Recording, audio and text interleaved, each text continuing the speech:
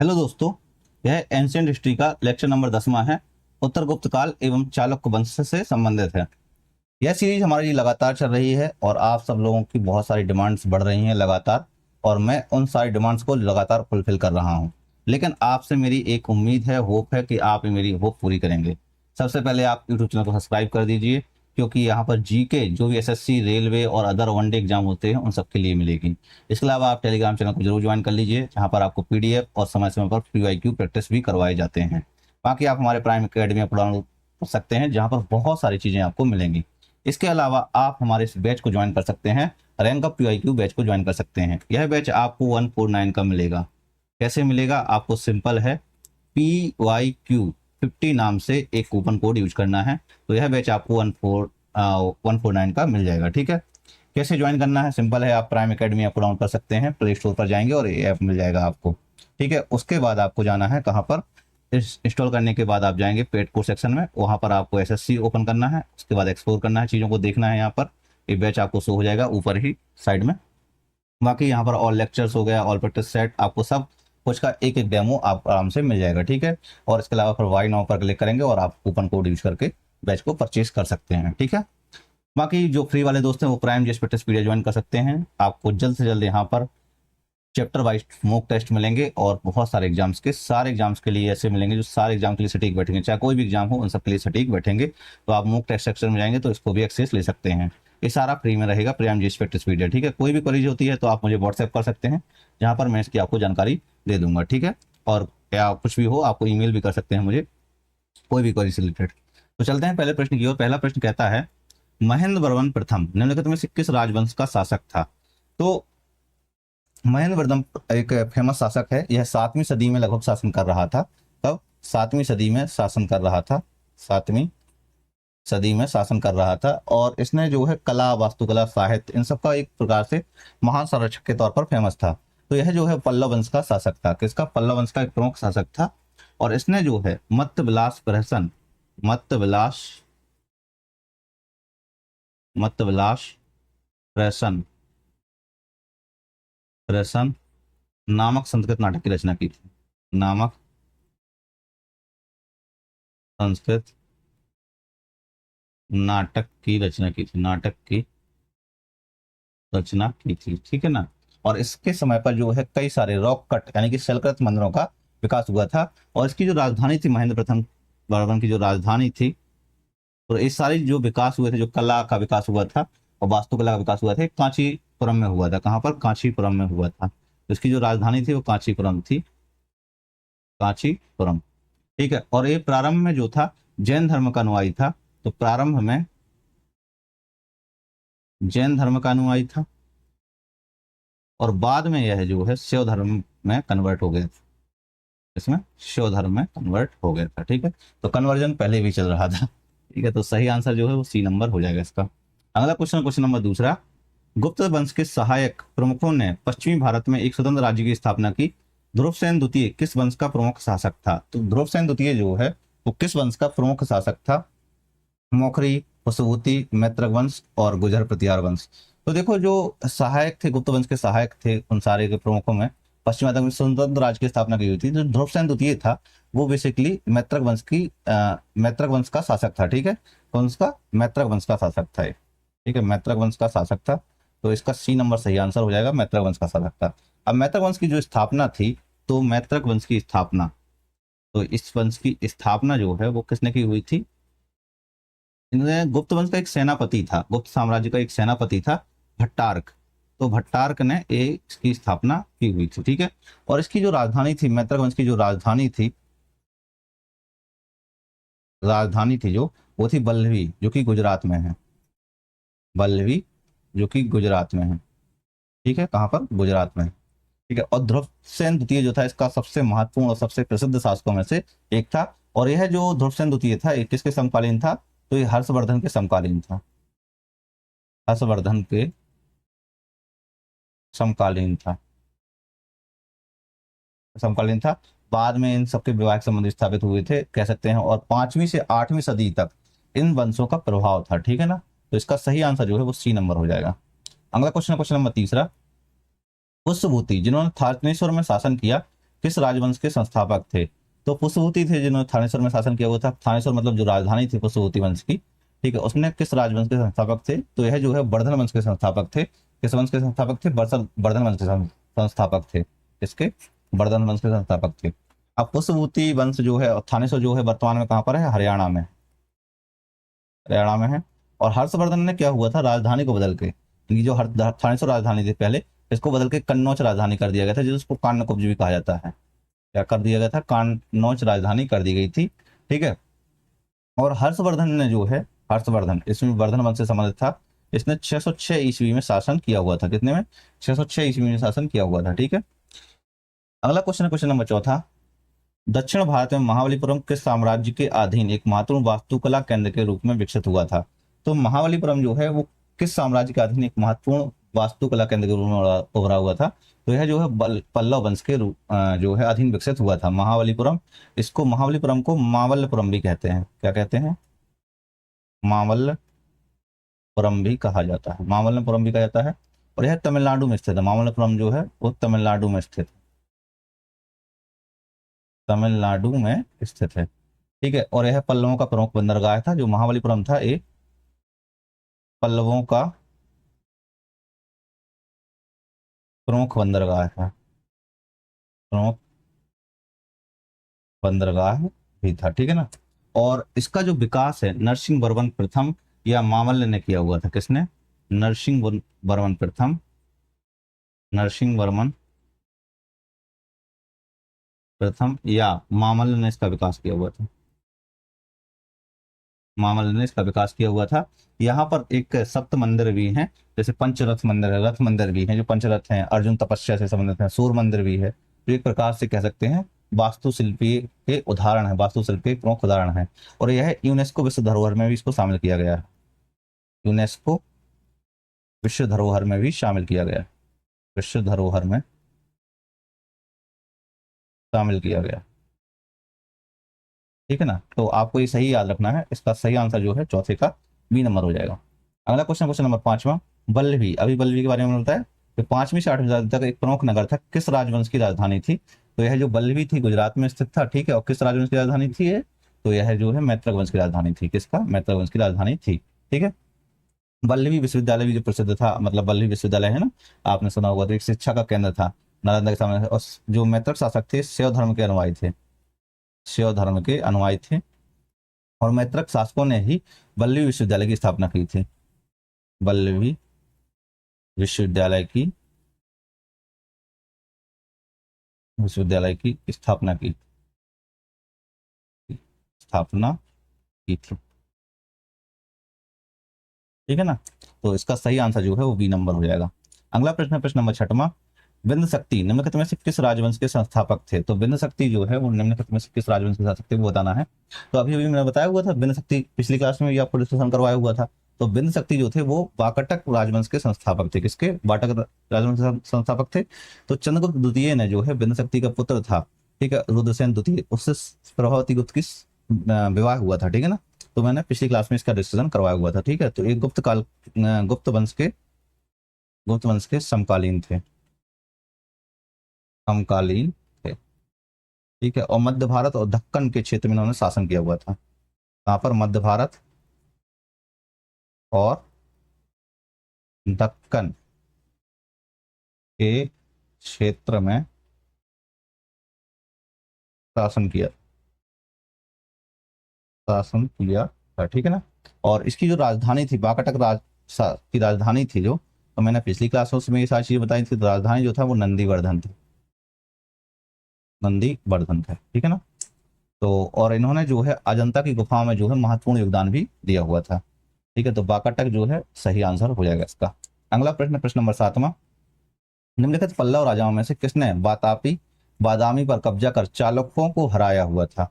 तो वातापी या बादामी पर कब्जा करके जो है चालुक्यों को हराया हुआ था, ये पूछा हुआ है पल्लव राजाओं में से, ठीक है।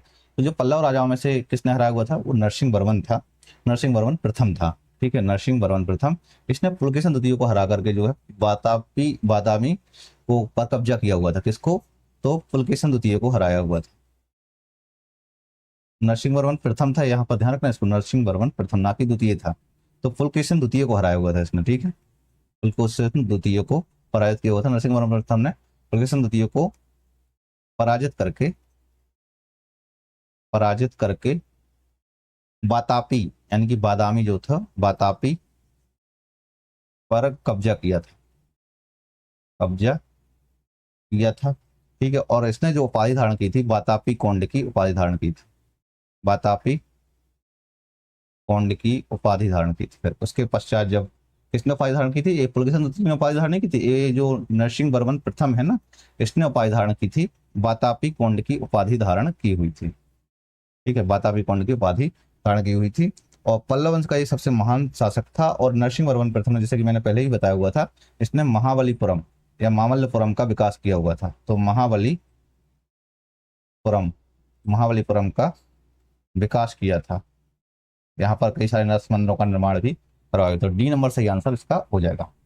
अगला क्वेश्चन है प्रश्न नंबर 8वां, चोलों पर विजय प्राप्त करने वाले राष्ट्रकूट शासक कौन था। तो चोलों पर विजय करने वाले राष्ट्रकूट राजा, देखो जो त्रिपक्षीय संघर्ष हुआ था इन सबके बीच में हुआ था। तो राष्ट्रकूट शासक एक था कृष्ण तृतीय था। तो कृष्ण तृतीय ने जो है इस पर मतलब जो चोल थे उन पर पराजित किया था उनको। तो किस युद्ध में पराजित किया हुआ था, मैंने एक क्लास में बताया हुआ था आपको, तक्कोलम के युद्ध में। तक्कोलम के युद्ध में इसको पराजित किया हुआ था। 948 से 949 ईस्वी के मध्य में यह युद्ध हुआ था। ठीक है, तो चोल शासक परांतक प्रथम को हराया हुआ था। किसको, कृष्ण तृतीय ने जो है चोल शासक परांतक प्रथम को हराया हुआ था। और इसके बाद इसने जो है, किसने, जो कृष्ण तृतीय ने है, तो एक क्षेत्र पर पराजित किया हुआ था, टोंडे मंडलम क्षेत्र पर। टोंडे मंडलम क्षेत्र पर अधिकार कर लिया था। ठीक है ना। तो राजपूत वंश जो था वो दक्कन के क्षेत्र का एक सबसे शक्तिशाली वंश था। ठीक है ना। तो कृष्ण तृतीय ने इसको पराजित किया हुआ था, चोल शासक परांतक प्रथम को। तो राष्ट्रकूट शासक कौन, कृष्ण तृतीय। चोल शासक कौन, प्रांतक प्रथम। तो आप यहाँ पर लिख दो राष्ट्रकूट शासक वर्सेस प्रांतक प्रथम को हराया हुआ था। ठीक है, तक्कोलम के युद्ध में। ये युद्ध आपको अच्छे से याद रखना है। कौन सा, ये जो तक्कोलम का युद्ध है ना, ये वाला। तो इसको आपको अच्छे से याद रखना है क्योंकि बहुत इंपॉर्टेंट है, बहुत सारे एग्जाम्स में पूछा जाता रहा है लगातार। ठीक है ना। अगला प्रश्न, प्रश्न नंबर 9वां, मैत्रक वंश की स्थापना भारत के किस भाग में हुई थी। अभी भी मैंने बताया हुआ था कि भारत के किस भाग में हुई थी। तो बेसिकली पश्चिमी भारत में, जो पश्चिमी भारत का क्षेत्र है ना, जैसे अब मैत्रक वंश की जो राजधानी थी वल्लभी थी। ठीक है, वल्लभी कहाँ पर है स्थित, गुजरात में है। तो गुजरात और सौराष्ट्र के क्षेत्र में इसकी जो है स्थापना हुई थी। तो कह सकते हैं आप लोग कहाँ पर, वर्तमान में जो गुजरात है वो कहाँ पर, पश्चिमी भारत में स्थित है। तो पश्चिमी भारत में हुई थी। और यह जो क्षेत्र था कौन सा, गुजरात और सौराष्ट्र का क्षेत्र था। और सौराष्ट्र का क्षेत्र था। ठीक है ना। और इसकी जो राजधानी थी वो वल्लभी थी। तो इसकी राजधानी जो थी वल्लभी थी। मैत्रक शासकों ने क्या स्थापना की हुई थी, तो वल्लभी विश्वविद्यालय की स्थापना की हुई थी। और इसकी स्थापना किसने की हुई थी, मैत्रक वंश की स्थापना, तो भट्टारक ने स्थापना की हुई थी। ठीक है, तो राजधानी क्या थी, वल्लभी। मैं वल्लभी लिख रहा था, मैं भटक जाता हूँ थोड़ी सा मुद्दों से, ध्यान रखना। फिर भी आपको एक चीज याद रखनी है कि क्वेश्चन नंबर 9 का आंसर जो है पश्चिमी है। लेकिन यहाँ तक ना एग्जाम में मत लगा देना कि यार आपको देखा एसएससी का कोई भी एग्जाम और आपने लगाया क्वेश्चन नंबर 9 का आंसर डी नंबर। नहीं, ऐसा नहीं है। तो इसका जो सही आंसर होगा, मैत्रक वंश की स्थापना किस भाग में हुई थी, पश्चिमी भारत में हुई थी। तो डी नंबर सही आंसर हो जाएगा इसका। ठीक है। अगला प्रश्न, प्रश्न नंबर 10वां, राष्ट्रकूट राजा दंती दुर्ग ने किस चालुक्य शासक को पराजित किया हुआ था। तो राष्ट्रकूट राजा जो दंती दुर्ग थे उसने किस चालुक्य शासक को पराजित किया हुआ था, वो लिखा हुआ है। अब ये देखो, अलग अलग शासकों का पराजित होना, किसने किसको पराजित किया हुआ था, इनका नाम थोड़ी सा टफ है। तो इनको सबसे बेहतर होता है रिवीजन। जब तक आप रिवीजन नहीं करोगे बार बार कई बार, तब तक ये आपको चीजें याद नहीं होंगी। तो फिर भी आप यहाँ पता देखो, राष्ट्रकूट राजा ने दंती दुर्ग ने चालुक्य शासक को ही पराजित किया हुआ था। तो चालुक्य शासक ने, देखो राष्ट्रकूट शासक अभी किसने किया हुआ था, मैंने अभी थोड़ी देर पहले बताया हुआ था, किसने बताया था, तृतीय था कोई कि नहीं था। तो तृतीय ने किसको पराजित किया हुआ था, प्रांतक प्रथम को पराजित किया हुआ था कि नहीं किया था। तो कौन सा तृतीय था, तो कृष्ण तृतीय था। कृष्ण तृतीय ने किसको पराजित किया हुआ था, प्रांतक प्रथम को पराजित किया हुआ था, चोल शासक को। ठीक है, तो आपको उनको भी याद रखना है। तो कौन से युद्ध में, तक्षकुलम के युद्ध में। अभी कौन सा है, देखो राष्ट्रकूट राजा दुंती दुर्ग ने किसको, चालुक्य शासक को पराजित किया था। अब लेकिन चालुक्य शासक का नाम क्या है, तो चालुक्य शासक का नाम है कीर्ति वर्मन द्वितीय। कौन है, कीर्ति वर्मन द्वितीय को पराजित किया हुआ था। अब कीर्ति वर्मन द्वितीय कौन था, चालुक्य शासक था। और यह जो घटना हुई थी कब हुई थी, जब पराजित किया हुआ था तो 753 ईस्वी में पराजित किया हुआ था। कब, 753 ईस्वी में पराजित किया हुआ था। राष्ट्रकूट ने जो है यहाँ पर से बादामी के जो चालुक्य था उनको अंत कर दिया और दक्कन का जो क्षेत्र था उस पर अपने प्रभुत्व को स्थापित कर लिया था। ठीक है, तो राष्ट्रकूट राजा दंती दुर्ग ने चालुक्य शासक कीर्तिवर्मन द्वितीय को पराजित किया हुआ था 753 ईस्वी में। ठीक है, अगला प्रश्न, प्रश्न नंबर 11वां, हर्षवर्धन की बहन राजश्री का विवाह किस मौखरी शासक से हुआ था। तो हर्षवर्धन की बहन जो राजश्री है उसका विवाह किस मौखरी शासक से हुआ था, वो पूछा हुआ है। तो जो मौखरी शासक था, हर्षवर्धन की बहन जो राजश्री थी, उसकी बहन का विवाह जो था वो ग्रहवर्मन से हुआ था। किससे, ग्रहवर्मन से हुआ था। बाद में जो ग्रहवर्मन की हत्या है वो देवगुप्त और शशांक ने मिलकर कर दी थी। किसने, इसकी हत्या जो है देवगुप्त, देवगुप्त और शशांक ने कर दी थी। और जो शशांक था ये बंगाल का शासक था, ठीक है, और देवगुप्त जो था वो मालवा का शासक था। तो इन्होंने कर दिया था और राजश्री को जो है बंदी बना लिया था, राजश्री को बंदी बना लिया। बाद में हर्षवर्धन ने उसको मुक्त कराया था और इसकी जो सत्ता थी जो मौखरी वंश है, फिर वहां पर कन्नौज जो है कन्नौज इसके कब्जे में आ गया था, एक प्रकार से हर्षवर्धन के कब्जे में आ गया था। ठीक है, अगला क्वेश्चन है क्वेश्चन नंबर 12वां, मत्तविलास प्रहसन के लेखक महेंद्र वर्मन प्रथम किस वंश से संबंधित थे। तो मत्तविलास प्रहसन के लेखक जो महेंद्र वर्मन प्रथम है किस वंश से संबंधित थे, वो है जो है पल्लव वंश से संबंधित थे। किससे, पल्लव वंश से संबंधित थे। ठीक है, तो अब मत्तविलास प्रहसन जो है महेंद्र वर्मन प्रथम द्वारा रचित संस्कृत नाटक है। ठीक है, कौन सा है, संस्कृत नाटक है। और यह जो है पल्लव वंश का शासक था। ठीक है, कौन सा, महेंद्र वर्मन प्रथम, ने बताया हुआ था इसका और संस्थापक था। इसने कई सारे संस्कृत मंदिरों का निर्माण करवाया था। इसकी जो राजधानी थी वो कांचीपुरम थी। इसके बारे में मैंने आपको थोड़ी बहुत पहले ही बता दिया था। ठीक है, अगला प्रश्न है प्रश्न नंबर 13, महाबलीपुरम का सूर्य मंदिर किस वंश के शासनकाल में बनाया गया था। तो सूर्य मंदिर के बारे में अभी मैंने बताया हुआ था। ठीक है, तो एक शासक था पल्लव, पल्लव वंश का शासक था, पल्लव वंश का शासक था नरसिंह वर्मन द्वितीय। कौन था, नरसिंह वर्मन द्वितीय। तो नरसिंह वर्मन प्रथम ने जो है महाबलीपुरम की स्थापना की हुई थी। ठीक है, उसका विकास करवाया हुआ था। नरसिंह वर्मन द्वितीय है जो, तो नरसिंह वर्मन द्वितीय ने ही, इसको राजसिंह भी कहा जाता है, राजसिंह भी कहा जाता है, तो इसने सूर्य मंदिर का निर्माण करवाया हुआ, सूर्य मंदिर का निर्माण भी करवाया हुआ था। और यह एक द्रविड़ शैली का एक उत्कृष्ट उदाहरण है, द्रविड़ शैली का एक उत्कृष्ट उदाहरण है। और यह समुद्र तट पर स्थित है, समुद्र तट पर स्थित है। ठीक है, तो इसका सही आंसर जो है वो डी नंबर हो जाएगा। अगला प्रश्न है प्रश्न नंबर 14, निम्नलिखित में से किस राष्ट्रकूट शासक ने हिरण्यगर्भ अनुष्ठान किया था। तो किस राष्ट्रकूट शासक ने जो है हिरण्यगर्भ अनुष्ठान किया हुआ था उसके बारे में पूछा हुआ है। तो देखो जो हिरण्यगर्भ अनुष्ठान है वो राष्ट्रकूट शासक जो एक दंती दुर्ग था, अभी मैंने बताया हुआ था। ठीक है, तो राष्ट्रकूट शासक जो था वो दंती दुर्ग ने करवाया हुआ था। किसने, दंती दुर्ग ने हिरण्यगर्भ अनुष्ठान करवाया हुआ था, अनुष्ठान किया हुआ था। ठीक है, अब जो हिरण्यगर्भ अनुष्ठान होता क्या है, ये अनुष्ठान है क्या, आखिर इसके बारे में आपके दिमाग में क्वेश्चन नहीं आया। तो एक प्रकार का एक वैदिक अनुष्ठान है। क्या अनुष्ठान है, वैदिक अनुष्ठान है। ठीक है, और वैदिक अनुष्ठान होने के साथ साथ ही क्या है, यह जो मतलब इसमें क्या होता है कि राजा जो होता है अपनी श्रेष्ठता और वैधता को स्थापित करने का प्रयास करता है। तो जो राजा है, राजा है जो अपनी श्रेष्ठता,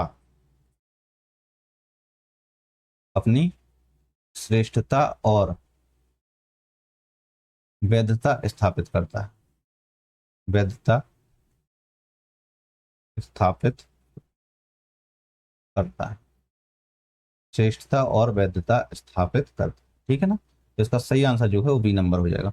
अगला प्रश्न प्रश्न नंबर 15वां, पल्लवों का प्रथम सामंत कौन था। तो पल्लवों का जो है प्रथम सामंत कौन था वो पूछा हुआ है, हर्षवर्धन, राजेंद्र, अशोक या विजयालय। तो देखो पल्लवों का प्रथम सामंत के बारे में पूछा गया है, सामंत पूछा है। अब देखो इसमें जो सामंत था वो था विजयालय। अब विजयालय के बारे में आपके दिमाग में कंफ्यूजन हो सकता है। देखो विजयालय जो है वो चोल वंश का संस्थापक था। इसका, चोल वंश का संस्थापक था। अब जो चोल शासक थे यानी कि जो विजयालय चोल है, यह पहले नंबर, यह पहले जो है, पहले पल्लवों के सामंत थे, इसके पल्लवों के सामंत थे, पल्लवों के सामंत थे। और बाद में इन्होंने स्वतंत्र होकर चोल साम्राज्य की स्थापना की हुई थी। तो बाद में इन्होंने जो है चोल साम्राज्य की स्थापना की थी। ठीक है, चोल वंश जो था, चोल शासकों ने क्या था, तंजावर, तंजावर को अपनी राजधानी बनाया हुआ था। तंजावर को, या तंजौर भी बोला जाता है, तो तंजावर को अपनी राजधानी बनाया हुआ था, राजधानी बनाया हुआ था, बनाया हुआ था। ठीक है ना, तो सही आंसर जो है वो डी नंबर हो जाएगा। अगला प्रश्न, प्रश्न नंबर 16, पल्लव वंश की राजधानी क्या थी? तो अभी अभी मैंने बताया हुआ था कि नहीं बताया हुआ था, शुरुआत में ही बताया हुआ था।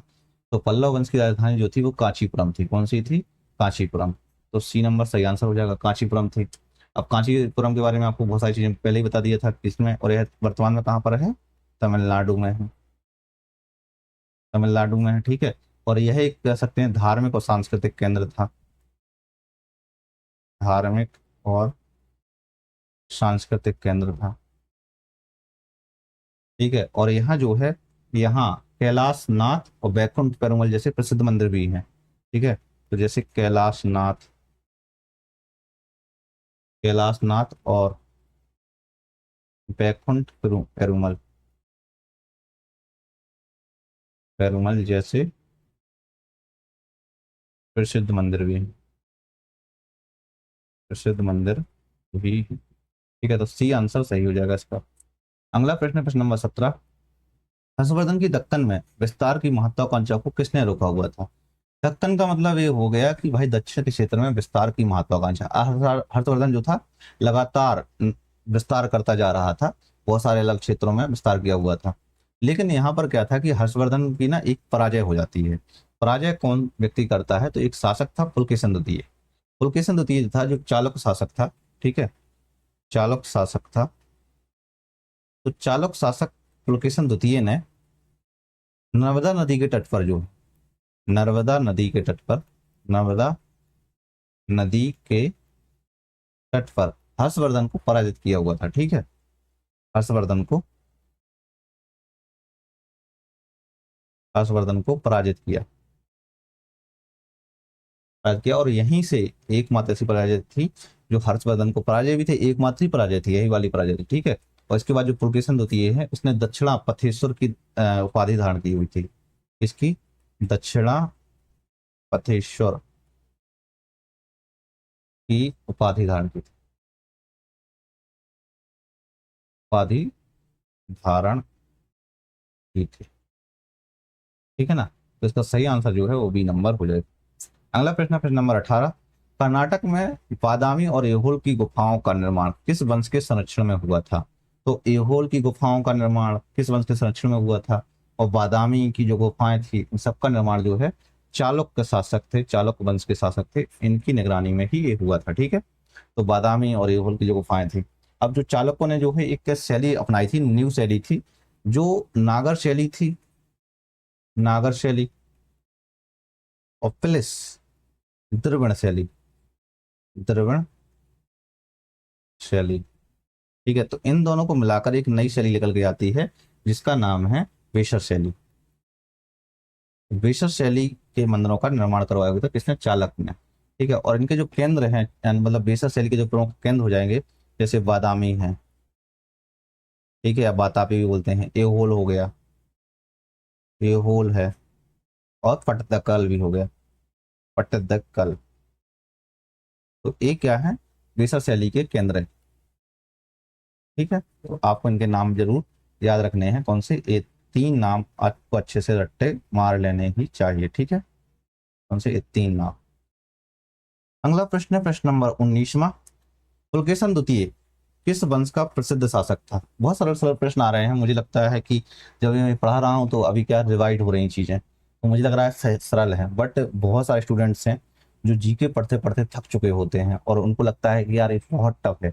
आई थिंक जीके तब सरल है जब आप बार बार रिवीजन करोगे, प्रैक्टिस करोगे, more practice more revision. Like आप मैथ के लिए जितना टाइम देते हो ना, आप उसका 10% या 20% भी अगर जीके को देखो दे दोगे ना, तो आप अच्छे नंबर स्कैन कर सकते हो। लेकिन बट वो आपको नंबर एक सफिशिएंट वे में देना पड़ेगा। आप ऐसा नहीं कर सकते हो कि रील्स स्क्रॉल कर रहे हो और उस दौरान ही पढ़ते जा रहे हो चीज़ों को। अगर आप रील्स स्क्रॉल करते हुए अगर लूसेंट पढ़ोगे या कोई भी ऐसी बुक्स पढ़ोगे जो आप मार्केट में लग रहा है, या किसी भी टीचर से पढ़ लोगे, लाइक मी या लाइक अदर्स जो भी टीचर्स हैं जिनकी मैं बुक्स सॉल्व करवा रहा हूँ, तो कोई भी टीचर्स हैं, किसी की भी आप बुक्स पढ़ लो, किसी के भी लेक्चर्स ले लो, लेकिन आप ध्यान से नहीं चीज़ों को सुनोगे तो मैं गारंटी के साथ देता हूँ कि आपको कभी भी आप मतलब जीके में अच्छा परफॉर्मेंस नहीं कर पाएंगे, ठीक है ना। तो लेकिन जीके में अच्छा परफॉर्मेंस करना है तो बेहतर है कि आप फोकस्ड होकर पढ़िए, चीज़ों को रिवाइज करते रहिए, बार बार लिख लिख के पढ़िए।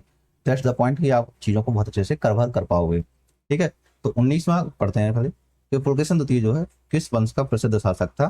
तो यह जो प्रसिद्ध शासक था वो था चालुक्य वंश का प्रसिद्ध शासक था। किसका? चालुक्य वंश का प्रसिद्ध शासक था। और पुलकेशिन द्वितीय की जो सबसे महान और अंतिम उपलब्धि में से थी वो एक ही थी, वो थी कि हर्षवर्धन को पराजित किया हुआ था इसने, जिससे कि हर्षवर्धन ने अपने जो राज्य विस्तार था उसको रोक दिया था, ठीक है। और इसने एक इसकी जानकारी जो मिलती है ना, जो हर्षवर्धन को पराजित करने की जानकारी मिलती है, तो इसका एक दरबारी कवि था, पुलकेशिन द्वितीय का दरबारी कवि था रवि कीर्ति। दरबारी कवि था और रवि कीर्ति। तो रवि कीर्ति ने एक अभिलेख की रचना की थी। रवि कीर्ति ने क्या है, एक अभिलेख की रचना की थी, एहोल अभिलेख। एहोल अभिलेख। तो इसी एहोल अभिलेख से हमें यह जानकारी मिलती है, ठीक है ना। और इसने जो है पुलकेशिन द्वितीय है ना, यहाँ तक कि मतलब इसका मतलब दूरदर्शिता अगर आप देखोगे ना, तो इसने फारस के शासक, फारस के शासक खुसरो द्वितीय के साथ, खुसरो द्वितीय के साथ, द्वितीय के साथ राजनयिक संबंध स्थापित किए हुए थे। राजनयिक संबंध स्थापित किए हुए थे, स्थापित किए हुए थे, ठीक है ना। तो इसका सही आंसर जो है वो सी नंबर हो जाएगा। अगला प्रश्न है प्रश्न नंबर 20वां। हर्षवर्धन, राजा हर्षवर्धन के दरबारी कवि कौन थे। तो राजा हर्षवर्धन के दरबारी कवि के बारे में पूछा हुआ है। तो देखो इनके दरबारी कवि बड़ा फेमस तो नहीं था, बट बहुत फेमस भी था मतलब बहुत फेमस ही था, ठीक है। तो एक दरबारी कवि था इनका बाणभट्ट। बाणभट्ट ने एक बुक की रचना की थी हर्षचरित। कौन सी? हर्षचरित, जो कि हर्ष के चरित पर आधारित थी, ठीक है, मतलब हर्षवर्धन की जो जीवनी थी, ठीक है। तो यह जो है हर्षवर्धन की जीवनी थी, हर्षवर्धन की जीवनी थी। तो इसकी रचना जो है वो बाणभट्ट ने की हुई थी, ठीक है। इसने एक दूसरा ग्रंथ भी लिखा हुआ था। कौन सा ग्रंथ था भाई? वो था कादम्बरी। कौन सा था? कादम्बरी।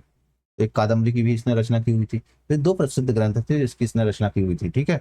और इसने जो है बाणभट्ट ने हर्षवर्धन को शिलादित्य भी कहा हुआ है। क्या कहा है? शिलादित्य भी कहा हुआ था। अब देखो हर्षवर्धन के और अगर दरबारी में से देखा जाए तो एक सबसे प्रमुख विद्वान था मयूर भट्ट। तो मयूर भट्ट भी इसका प्रमुख विद्वान था। ये तो ये नाम आपको जरूर याद रखना है, मयूर भट्ट और बाणभट्ट, जो हर्षवर्धन के दरबारी थे, ठीक है। तो ऐसे ही सरल क्वेश्चन आएंगे, एसएससी में बहुत ज्यादा डीप क्वेश्चन नहीं पूछे जाते हैं। Question number 21। निम्नलिखित में से किस विदेशी यात्री के अनुसार ध्रुवसेन द्वितीय, ध्रुवसेन द्वितीय में हर्षवर्धन की सभा में शामिल हुआ था। तो हर्ष की सभा में शामिल हुआ था ध्रुवसेन द्वितीय, प्रयाग में जो है हर्ष की सभा में शामिल हुआ था। तो कौन शामिल हुआ था? तो इसने ये पूछा हुआ है कि जो विदेशी यात्री था उसके किसके अनुसार था, कि ध्रुव द्वितीय, ध्रुवसेन द्वितीय था जो मैत्रक शासक था, ध्रुवसेन द्वितीय था, वो जो हर्षवर्धन की प्रयाग की सभा हुई थी उसमें शामिल हुआ था, इसके बारे में पूछा हुआ है। तो देखो आपको अच्छे से पता है हर्षवर्धन के समय पे एक विदेशी यात्री आया हुआ था जिसका नाम है हैंडसाम। कौन सा? हैंडसाम। तो यही सही होगा। ऐसे तो लगा देने हैं, भले जब टीयर 2 में आया तो ये सारा सगुफा है। जब आपको टीयर 2 टीयर 3 ऐसे मतलब कोई भी टफ लगता है ना कि लाइक इसमें बहुत टफ पूछा जाता होगा, टफ तो पूछा ही जाता है, बट कुछ चीजें ऐसी आसान होती हैं जो ही करने लायक होती हैं, क्योंकि नेगेटिव मार्किंग है। आप जबरदस्ती अटेम्प्ट करोगे तो देन आपके कटिंग होगा भाई, नंबर कटेंगे। तो बेहतर है ना कि आप लॉजिकल अटेम्प्ट करो, जो क्वेश्चंस आप पे अच्छे से बन रहे हैं। अब तो देखो सेक्शनल टाइमिंग भी है, तो आप चाहे के भी जीके में से समय बचा के मैथ में ही लगा सकते हो। तो भाई जब आपके पास समय फिक्स है सभी एग्जाम्स में, मतलब सॉरी सभी सब्जेक्ट्स में, तो आपको अच्छे बेटर है ना कि आप उन चीज़ों पे टाइम दो जिन चीज़ों की जरूरत है, जिन चीज़ों की आवश्यकता है, ठीक है ना। बाकी हम चीज़ों का अब ना शॉर्ट्स में डिस्कशन करते रहेंगे। स्ट्रेटजी आपको मैं शेयर करता रहूंगा, कहाँ पर शॉर्ट्स में स्ट्रेटजी शेयर करता हूँ अब एक एक करके, कि हमें एक्चुअल में करना क्या चाहिए एग्जाम में, ठीक है। वहीं पे मिलते हैं, ठीक है, ठीक है। मैत्र शासन जो है ध्रुवसेन द्वितीय प्रयाग सभा में हर्षवर्धन के साथ उपस्थित हुआ था, ठीक है ना। और दो सभाएं आयोजित हुई थी कन्नौज में, मतलब कन्नौज में और प्रयाग में जो है बहुत विशाल शहर में सभा आयोजित की थी। किसने? हर्षवर्धन ने। तो इसका सही आंसर जो है वो बी नंबर हो जाएगा। अच्छा, इसके ग्रंथ का नाम क्या था? हैंसन के ग्रंथ का नाम था शी यू और पी, ये जो मैंने पिछली क्लास में भी बताया हुआ था। अगला क्वेश्चन है क्वेश्चन नंबर 22। पुलकेशन द्वितीय ने उत्तर भारत के किस शासक को पराजित करने के बाद दक्षिणापतेश्वर की उपाधि धारण की थी? अभी अभी मैंने बताया हुआ था। तो यह शासक का नाम था हर्षवर्धन। हर्षवर्धन। हर्षवर्धन को जो है नर्मदा नदी के तट पर पराजित किया हुआ था। ठीक है। और दक्षिण पथेश्वर का जो अर्थ होता है वो होता है दक्षिण का स्वामी। इसका दक्षिण का स्वामी, दक्षिण का स्वामी, इस दक्षिणापतेश्वर का वो होता है, क्या बोलते हैं, अर्थ होता है। ठीक है ना। और पुलकेशन द्वितीय की जो जानकारी मिलती है वो कहाँ से मिलती है? हमें एहोल अभिलेख से मिलती है, जो रवि कीर्ति द्वारा लिखा गया था। अगला प्रश्न, प्रश्न नंबर 23। प्रयाग प्रायद्वीपीय भारत में कौन सा राज्य था जिसने उत्तरी महाराष्ट्र और विदर्भ पर शासन किया हुआ था? तो ऐसा कौन सा शासक था जिसने उत्तरी महाराष्ट्र और विदर्भ पर शासन किया हुआ था, उसने ये पूछा हुआ है। तो कौन सा राज्य था वो? ठीक है। तो इस राज्य का नाम था वाकाटक। बाकी मैंने इसके बारे में थोड़ी सा बताया हुआ था। इसने जो है प्रायद्वीपीय भारत, उत्तरी महाराष्ट्र में और विदर्भ क्षेत्र पर शासन किया हुआ था। इसकी जो स्थापना है वो बिंद शक्ति ने की हुई थी। चीजों को देखो, अगर मैं पहले बता देता हूँ तो चीजों को रिकॉल करना ही बेहतर होता है। जब तक आप रिकॉल नहीं करोगे, सो पॉइंट आउट है कि आप वहां पर प्रॉब्लम्स में रहोगे, कि आपको मतलब रिकॉल करना है चीजों को। ठीक है ना। अगला प्रश्न, प्रश्न नंबर 24। हर्षवर्धन का शासनकाल क्या था? तो हर्षवर्धन का शासनकाल पूछा हुआ है, क्या था, कब से कब था, वो बेसिकली वो बताना है आपको, टाइमलाइन बताना है। तो इसका जो टाइमलाइन था वो 606 से लेकर 647 ईस्वी तक था। ठीक है। और इसकी जो राजधानी थी, हर्षवर्धन की राजधानी बता दो भाई। तो जो राजधानी थी वो थी, राजधानी इनकी वो थी कन्नौज। कन्नौज राजधानी थी। ठीक है ना। और उत्तर भारत में एक प्रकार से इसने राजनीतिक स्थापना की थी, और इसने बौद्ध धर्म के संरक्षण के लिए कन्नौज और प्रयाग दोनों जगह पर ही धार्मिक समारोह का आयोजन किया हुआ था। ठीक है। 24वें का सी नंबर सही आंसर हो जाएगा। अगला प्रश्न, प्रश्न नंबर 25। राजा हर्षवर्धन के संबंध में कौन सा कथन सही नहीं है? मतलब गलत कथन बताना है आपको यहाँ पर, गलत कथन। तो हर्षवर्धन ने लगभग जो है 1400 वर्ष पहले शासन किया था। देखो सही भाई, 606 से लेकर 647 ईस्वी के आसपास शासन किया हुआ था। ठीक है। तो बात सही है भाई। जुआन जांग, जुआन जांग का मतलब हो गया हैन शांग। अब पढ़ के मतलब गलत मत करना, हैन शांग है। कौन है? हैन शांग है। ठीक है। तो उनके दरबार में समय बताया था, बात सही है। और हर्षवर्धन के दरबारी कवि जो है हरिशेन था। तो हरिशेन नहीं था, हरिशेन किसका था? समुद्रगुप्त का था। इसलिए यहाँ पर कौन था? बाणभट्ट। कौन था? बाणभट्ट। और हर्षरथ उनकी जीवनी है जो किसने लिखी है? हर्षरथ, वो बाणभट्ट ने लिखी हुई है। तो ए वाला जो है वो गलत हो जाएगा और ए वाला जो है सही हो जाएगा। तो इसका सी नंबर जो है वो सही आंसर हो जाएगा। ठीक है। तो ये दरबारी कवि किसका था? बाणभट्ट। समुद्रगुप्त का दरबारी कवि था। ठीक है। अगला क्वेश्चन है क्वेश्चन नंबर 26। राजा शशांक किस राज्य का शासक था जिसके विरुद्ध हर्षवर्धन ने युद्ध किया था? राजा शशांक जो है किस राज्य का शासक था जिसके विरुद्ध हर्षवर्धन ने युद्ध किया हुआ था? तो देखो किस राज्य का शासक था, अभी मैंने जस्ट बताया हुआ था, एक पॉइंट बताया हुआ था। तो देखो जो राजा शशांक था वो गौड़ वंश का शासक था। किसका? गौड़ वंश का शासक था। और यह जो था बंगाल, बंगाल का शासक। ठीक है ना। और इसने जो है मतलब जो शशांक है, तो शशांक ने हर्षवर्धन का जो भाई था राजवर्धन, बड़ा भाई था, तो राजवर्धन की हत्या कर दी थी। राजवर्धन की हत्या कर दी थी। ठीक है ना। और इसके बाद जो है हर्ष ने शशांक के विरुद्ध युद्ध किया था। और जो शशांक था ना वो पूरी भारत यानी कि बंगाल में सबसे शक्तिशाली शक्तिशाली शासक के तौर पर शासन कर रहा था। ठीक है। तो इसका सही आंसर जो है वो डी नंबर हो जाएगा। अगला क्वेश्चन, क्वेश्चन नंबर 27 कहता है हर्षवर्धन अपने भाई की मृत्यु के बाद किसके स्थान पर थानेश्वर और कन्नौज की गद्दी पर बैठे थे? तो अपने भाई की मृत्यु के बाद यानी कि हर्षवर्धन की राजवर्धन की मृत्यु के बाद जो है, अपने भाई राजवर्धन की मृत्यु के बाद किसके स्थान पर थानेश्वर और कन्नौज की गद्दी पर बैठे थे? तो राजवर्धन की मतलब हत्या के बाद। ठीक है। तो ये 606 में सिंहासन पर बैठा हुआ था। ठीक है। और उसकी हत्या जो है किसने कर दी थी? शशांक ने कर दी थी। ठीक है। तो ये हर्षवर्धन कब शासक बना हुआ था? 606 ईस्वी में। ठीक है ना। अगला प्रश्न, प्रश्न नंबर 28। एलिफेंटा की गुफाएं मुख्य रूप से किस देवता को समर्पित हैं? तो एलिफेंटा की गुफाएं जो हैं वो भगवान शिव को समर्पित हैं। किसको? भगवान शिव को समर्पित हैं। और एलिफेंटा की गुफाएं कहाँ पर हैं? महाराष्ट्र के मुंबई के पास स्थित। महाराष्ट्र के मुंबई के पास स्थित। मुंबई के पास स्थित। स्थित हैं। और त्रिमूर्ति शिव जो है एक विशाल मूर्ति है। त्रिमूर्ति शिव की यहाँ पर विशाल मूर्ति प्रसिद्ध है, ठीक है। और एक प्रकार से कहें इसको, जो 1987 में 1987 में यूनेस्को विश्व धरोहर स्थल में शामिल किया गया था। यूनेस्को विश्व धरोहर स्थल के रूप में शामिल किया गया था, ठीक है। तो इसका सही आंसर जो है वो ए नंबर हो जाएगा। अगला प्रश्न, प्रश्न नंबर 29। रवि कीर्ति किस वंश के शासक के दरबारी कवि थे? तो रवि कीर्ति जो है किस वंश के शासक के दरबारी कवि थे? मैंने अभी बताया हुआ था ना कि बनाया था कि रवि कीर्ति ने जो है एहोल अभिलेख की रचना की हुई थी। एहोल अभिलेख की रचना की हुई थी। तो यह किस वंश का शासक था? चालक वंश का शासक था। और यह चालक वंश का शासक कौन था? पुलकेशन द्वितीय। तो पुलकेशन द्वितीय का ये दरबारी कवि था। पुलकेशन द्वितीय का दरबारी कवि था। दरबारी कवि था। और इसमें जो एहोल अभिलेख है, तो एहोल अभिलेख में जो है पुलकेशन द्वितीय की विजयों का वर्णन है। पुलकेशन द्वितीय की विजयों का वर्णन। विजयों का वर्णन, ठीक है ना। तो इसलिए इसका सही आंसर जो है वो डी नंबर हो जाएगा। अगला प्रश्न, प्रश्न नंबर 30।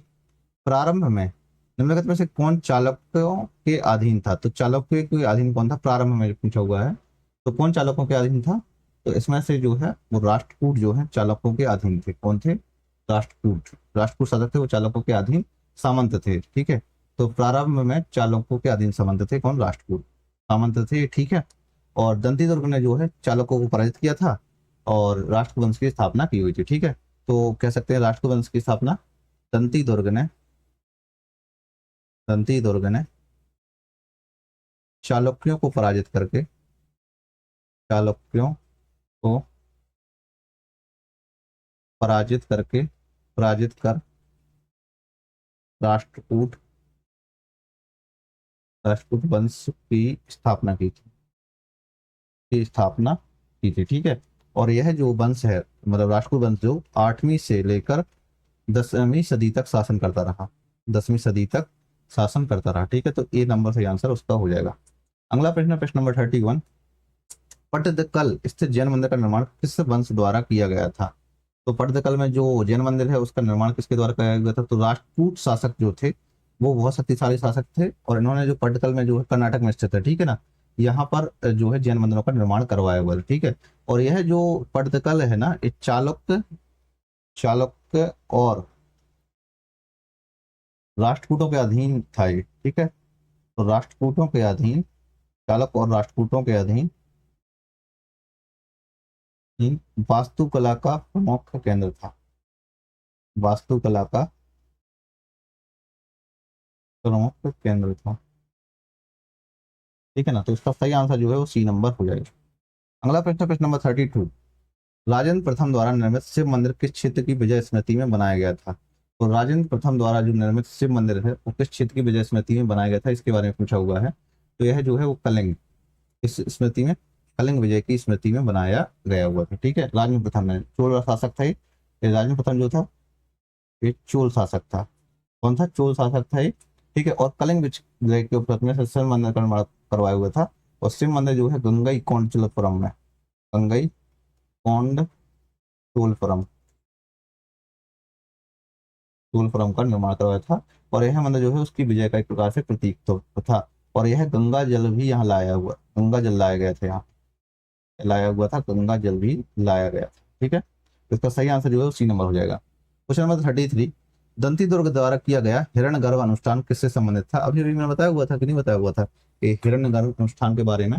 बेसिकली इसको जो है ना, जो दंती दुर्ग है, तो उसने अपनी श्रेष्ठता को स्थापित करने के लिए और क्षत्रिय होने की वैधता को स्थापित करने के लिए किया हुआ था।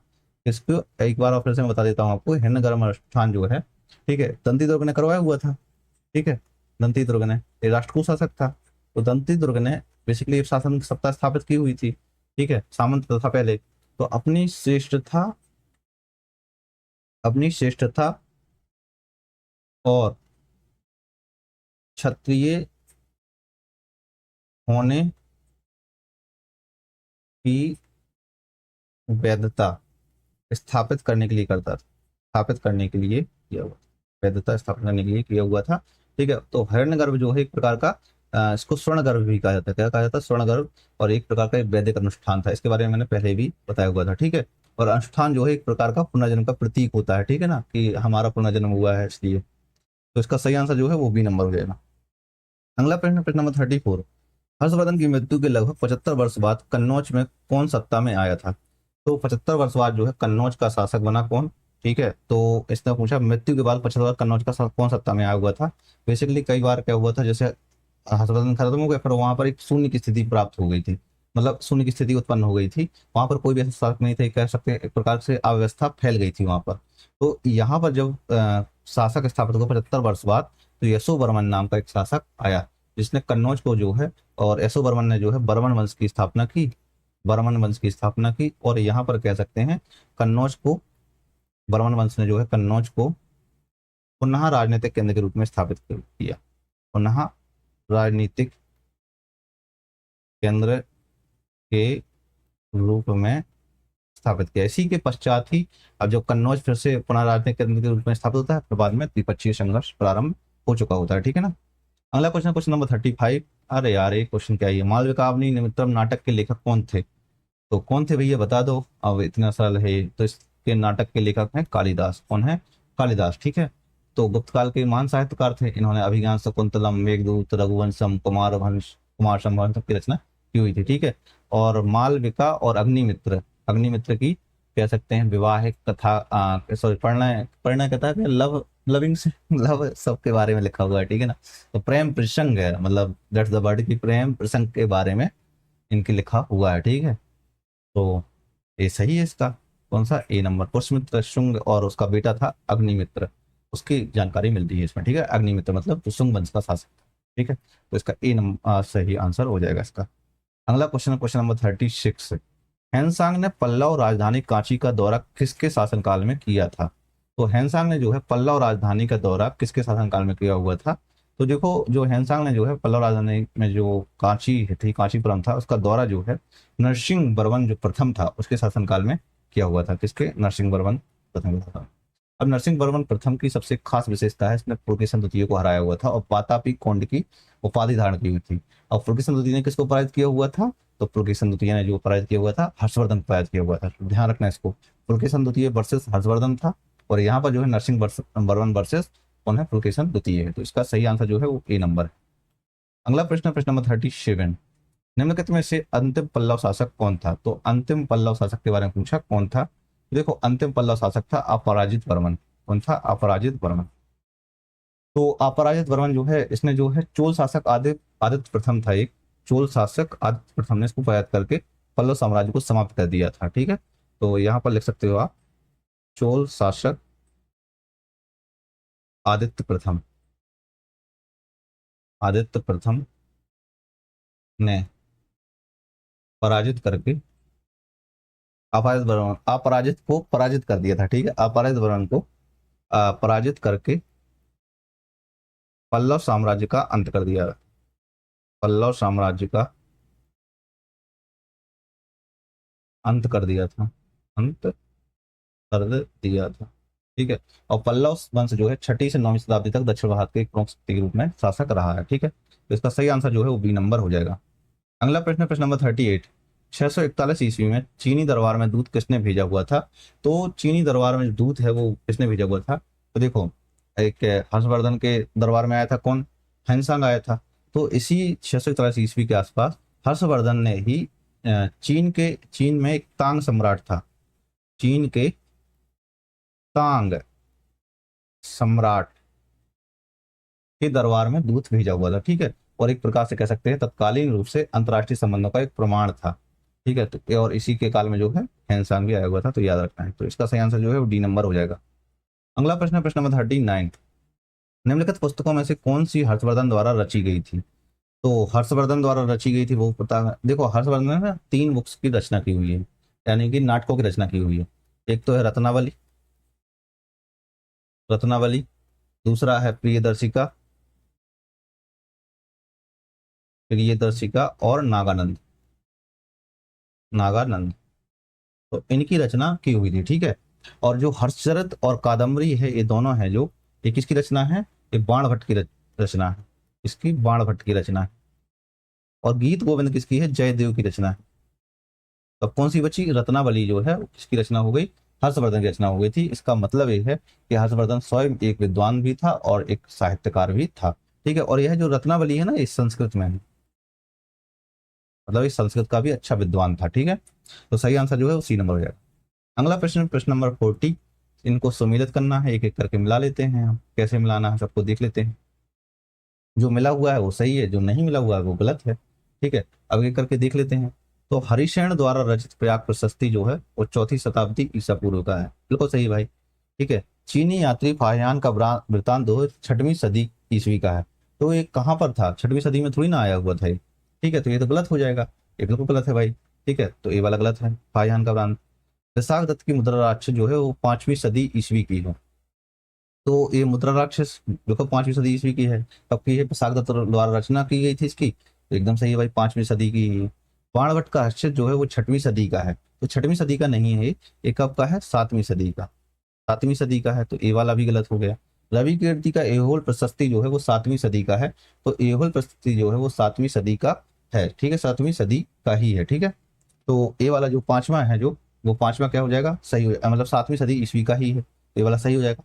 अमोघ वर्ष का जो कवि राजमार्ग है वो 8वीं सदी का है, तो 8वीं सदी का नहीं है, कब का है, 9वीं सदी का है, ठीक है। तो ये वाला भी गलत हो जाएगा। तो आपका कौन कौन सा सही होगा, 1 3 4, तो 1 3 4 कहाँ पे है, 1 3 4 नहीं 5, 1 3 5, तो 1 3 5 यानी कि डी नंबर सही आंसर जाएगा आपका, ठीक है।